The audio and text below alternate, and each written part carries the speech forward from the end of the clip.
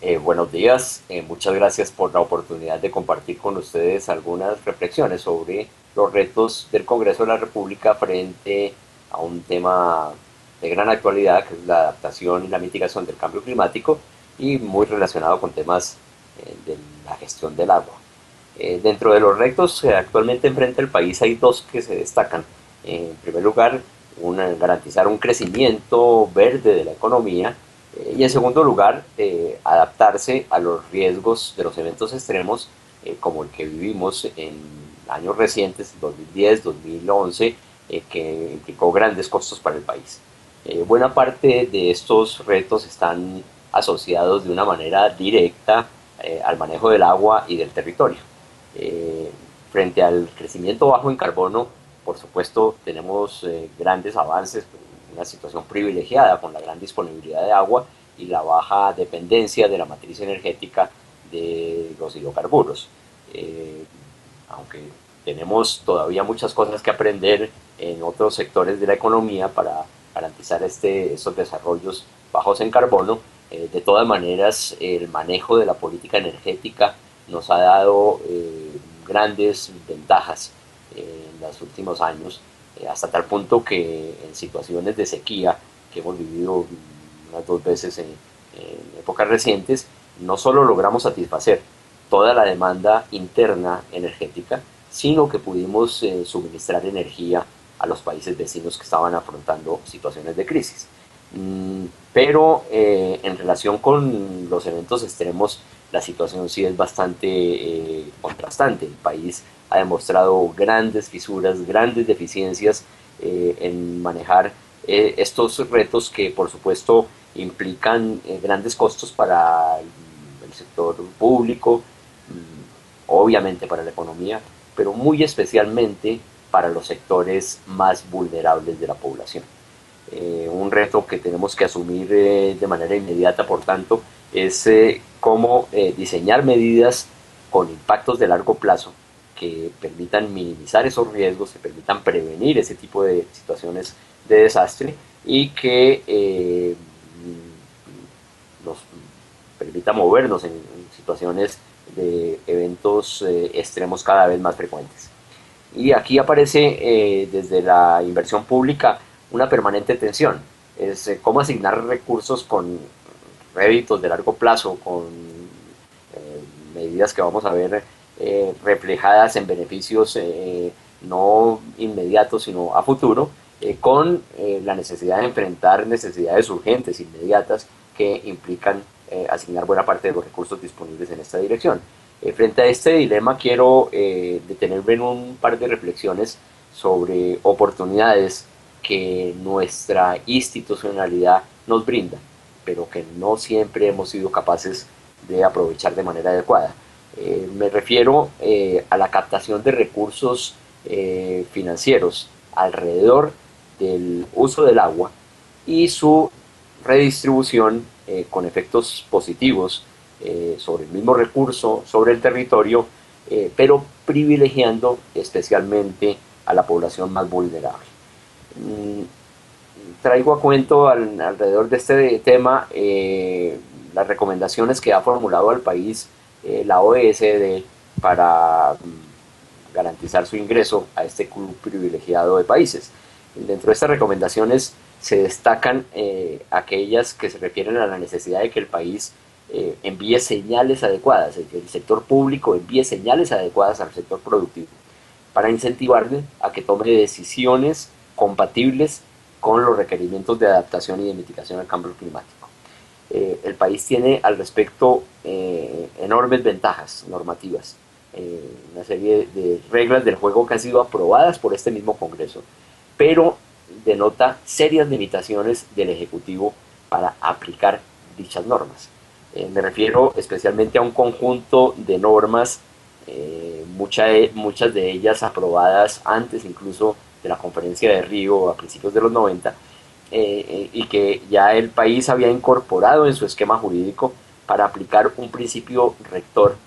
originado precisamente en Río de Janeiro por iniciativa de los países de la OECD. El que contamina, paga. El que más contamina debe pagar más, debe asumir los costos que se derivan de esa actividad de su relación con la naturaleza. En este marco normativo tenemos desde hace años, por ejemplo, la obligación de todo aquel que utilice el agua, el aire o el suelo para depositar desechos, la obligación de pagar para retribuir este servicio que nos paga, que nos presta la naturaleza como receptor de estos desechos. Es decir,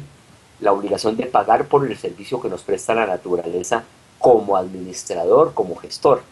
de nuestros propios desperdicios. Si no se maneja de una manera adecuada este servicio, es decir, si no se crean condiciones adecuadas para que la naturaleza pueda operar en esta dirección, lo cual por supuesto implica asumir costos de inversión, este servicio colapsa. Y ejemplos tenemos muchos en el país, para poner solo uno de ellos, la situación caótica que vivimos en el caso del río Bogotá, que suministra agua a una población importante del país, pero que además recibe los desechos de alrededor de 8 millones de personas. Además tenemos otro principio igualmente incorporado por el Congreso en el marco jurídico en relación con la regulación del uso del agua. Todo aquel que tome agua de una fuente natural tiene que pagar una tasa por ese uso del agua, ya sea destinada a actividades económicas o actividades de servicio, como la que prestan, por ejemplo, las empresas de acueducto. Y los recursos que se captan en el cumplimiento de este mandato deben ser orientados a un manejo sostenible de las cuencas hidrográficas.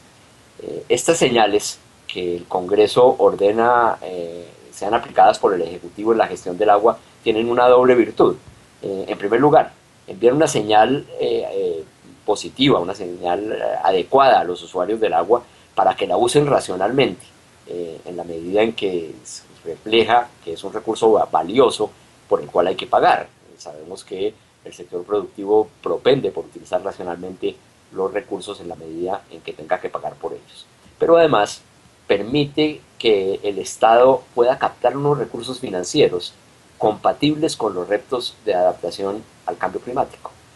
pero no captarlos de cualquier forma, sino captarlos de una manera igualmente racional. Eh, Significa esto, el que más usa agua y el que más capacidad de pago tiene, pues debe pagar más. Y el Estado de esta forma dispone de mayores recursos para atender la conservación de las cuencas hidrográficas. Durante los primeros años de fortalecimiento de las instituciones ambientales que se dio a partir de la Ley 99 de 1993, se empezaron a aplicar estos potentes instrumentos de una manera relativamente adecuada. Este Congreso, aplicando una potestad que le otorga el artículo 338 de la Constitución Nacional, delegó en el Gobierno Nacional,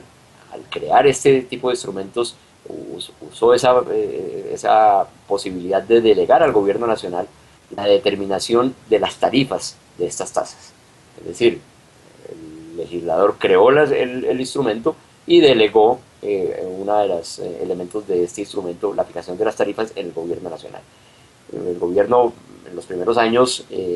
comenzó a cumplir con esta función a principios de los mediados de los años 90, fijó unas tarifas adecuadas para algunos de los vertimientos, especialmente para vertimientos puntuales. Pero rápidamente se estancó, no siguió en esta dirección, paralizó esfuerzos por seguir desarrollándola,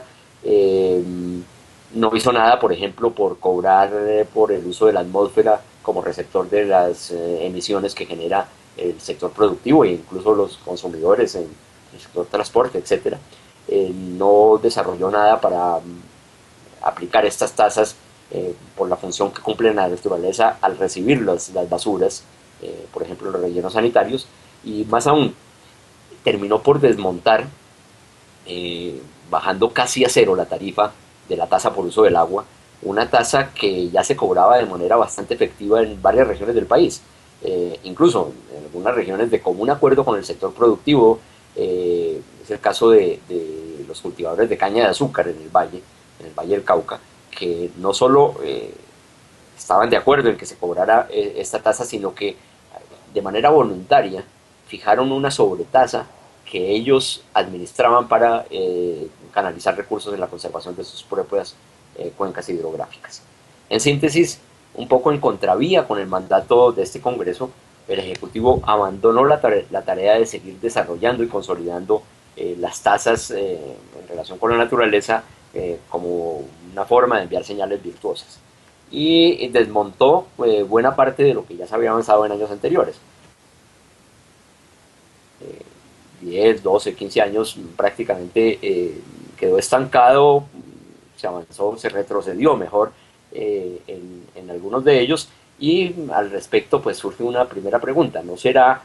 posible más bien que el Congreso recobre su mandato constitucional de fijar no únicamente el instrumento sino aún las tarifas de este instrumento para evitar que los gobiernos de acuerdo a sus decisiones propias terminen desmontando este valioso procedimiento? Por ejemplo, según algunas estimaciones bastante razonables, se podrían fijar tasas de uso del agua pagadas por sectores con mayor capacidad de pago en las grandes ciudades, por ejemplo, estratos 4, 5 y 6, y aún por el sector industrial y comercial que hace parte de estas redes o que está conectado a las redes de acueducto, o aún de sectores productivos que no están conectados a las redes de acueducto y con tarifas, insisto, relativamente moderadas, se podrían captar alrededor de $500,000,000 al año. Es decir, en una situación de déficit fiscal como el que estamos afrontando, estos recursos que podrían representar casi el doble de lo que el presupuesto general de la nación está asignando actualmente al sector ambiental, serían de mucha utilidad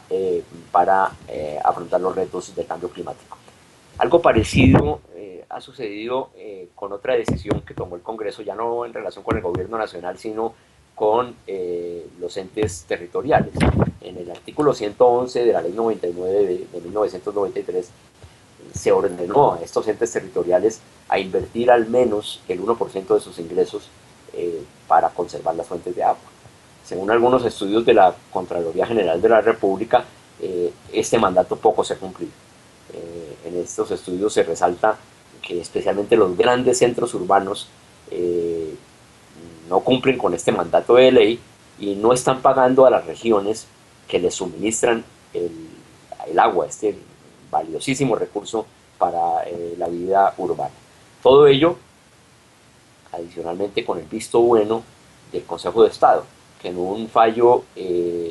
alrededor de este tema redujo a su más mínima expresión la base de cálculo sobre la cual se calculaba ese 1% que ordena la ley. Frente a esto, pues seguramente el Congreso también podría retomar su iniciativa para recuperar el sentido virtuoso que tenía